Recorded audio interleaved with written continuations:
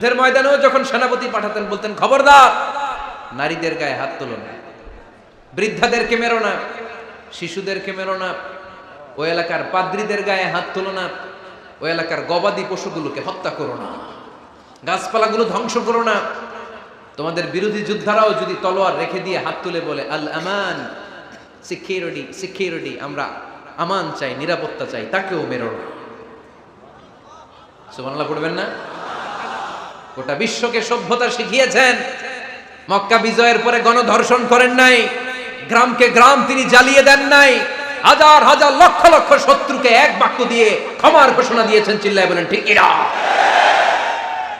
As a father, as a teacher, as a commander, as a leader, as a lawgiver, as a lawmaker, as a reformer of the society, Muhammad is the superman of the world. আওয়াজ করে পড়তে হবে আল্লাহু আকবার। কূটনীতি কারে বলে, diplomacy কারে বলে, স্ট্র্যাটেজিক অ্যাটিটিউড কারে বলে শিখে নেন। বদরের প্রান্তরে বিশ্ব নবী সাল্লাল্লাহু আলাইহি ওয়াসাল্লাম উপস্থিত হলেন। ওই যে কাফেরদের তাবু, কাফেররা আসছে 3 দিন আগে, মুসলিম সৈনিকরা পৌঁছলেন 3য় দিন। এসে বিশ্ব নবী সাল্লাল্লাহু আলাইহি ওয়াসাল্লাম সবাইকে বললেন, কত হতে পারে কাফের? কেউ বলতে পারে না। 2 জন রাখাল পেয়ে জিজ্ঞেস করলে, এই রাখাল, কয়দিন ধরে আছো? আমরা 1 সপ্তাহ ধরেই বদরে আছি। শুনতেছেন? শুনতেছেন? উনি বললেন, ওই যে কাফেররা যে আসছে কয়দিন আগে? 3 দিন আগে। 3 দিন আগে। কত হবে সংখ্যা? কলু কাসীর, অনেক। কত হইতে পারে?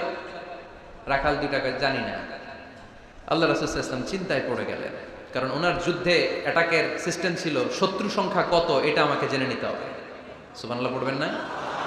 অনেক কৌশল হাতড়িয়ে এবার বিশ্বনবী আবার রাখাল 2 টাকে ডেকে পাঠালেন। বললেন, কাম ইয়ানহারুনা কুল্লা ইয়াউম, ওরা আসার পর থেকে প্রতিদিন খাওয়ার জন্য কয়টা করে উট জবাই করে? এবার ওরা বলল, প্রথম দিনে ইয়াউমান তিসআন, প্রথম দিন খাওয়ার জন্য উট জবাই করেছে 9টা। ওয়াফিল ইয়াউমি সানি 10, আর দ্বিতীয় দিনে উট জবাই করেছে 10টা। বিশ্বনবী বললেন, তাই ইদান আল কওমু মা বাইনা 900 ওয়াল আলফ, তাহলে কাফেররা 900 থেকে 1000 এর মধ্যে হবে।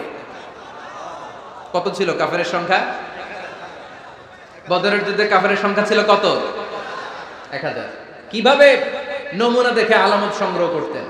ওরা কয়টা উট জবাই করেছে 2 দিনে? প্রথম দিন 9টা, দ্বিতীয় দিন 10টা। বিশ্বনবী হিসাব মিলাই ফেললেন যোগ বিয়োগ দিয়ে, কাফেরের সংখ্যা 900 থেকে 1000 এর মধ্যে হবে। হিসাব করে দেখা গেল 1000 সৈনিক এসেছিল সেই বদরের যুদ্ধে। চিল্লায় বলো আল্লাহু আকবার। স্ট্র্যাটেজি জানতে হয় না, তাকে কৌশল জানতে হয়। সর্বশেষ নেতার যে গুণ, এটা বলে শেষ করব, সাকসেশন ম্যানেজমেন্ট। নেতা ভালো নেতা বানায়া যায়, ঠিক কি না? A good leader produces a good leader. একজন ভালো নেতা তখনই ভালো নেতা যখন সে নতুন করে ভালো নেতা তৈরি করে দিয়ে যায়, ঠিক কি না? সে যদি নতুন নেতৃত্ব তৈরি করে দিয়ে না যায়, সমাজ চলবে? চলবে? এটাকে বলে দি সাকসেশন ম্যানেজমেন্ট। আল্লাহ রাসূল সাল্লাল্লাহু আলাইহি ওয়াসাল্লাম ভালো সাকসেসর রেখে গিয়েছিলেন, এমন কিছু যোগ্য নেতৃত্ব তৈরি করে গিয়েছিলেন, উনার পরে টানা 30 বছর নেতৃত্ব নিয়ে মুসলিম উম্মাহকে 1 সেকেন্ডও ভাবা লাগে না। চিল্লায় বলো মুসলমান ঠিক কিনা? ভালো নেতা ভালো নেতা বানায়। নেতা খালি নেতৃত্ব দেয়, উনি কোনো নেতা বানায় নাই। এটা কি নেতা? কথা বলেন।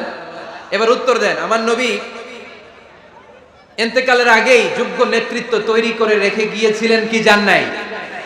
কাকে রেখে গেছেন? আবু বকর। আরহামু উম্মতি বি উম্মতি আবু বকর, এই উম্মতের সবচেয়ে রহমদিল। আর কারে রেখে গিয়েছেন? ওমর। আশাদ্দুহুম ফি আমরিল্লাহি ওমর, আল্লাহর জমিনে আল্লাহর দ্বীন বাস্তবায়নে সবচেয়ে কঠোর ছিল ওমর।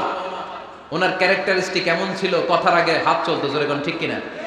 আল্লাহর হাবিব সাল্লাল্লাহু আলাইহি ওয়াসাল্লাম বলতেন, লা নাবিয়্যা বা'দি ওয়ালা রাসূলা, আমার পরে নবীও নাই রাসূলও নাই, তবে লাউ কানা বা'দি লাকানা ওমর, আমার পরে যদি নবী হওয়ার যোগ্যতা কারো থাকে, আমার ওমরের সেই যোগ্যতা আছে। প্রভু তুমি বলেছো রাসূল দেবে না, বলনি দেবে না ওমর, বলনি দেবে না হামজা তারি, খালিদ বিজয় সমর। প্রভু তুমি বলেছো রাসূল দেবে না, বলনি দেবে না ওমর, বলনি দেবে না হামজা তারি, খালিদ বিজয় সমর। প্রভু তুমি বলেছো রাসূল দেবে না। সুবহানাল্লাহ।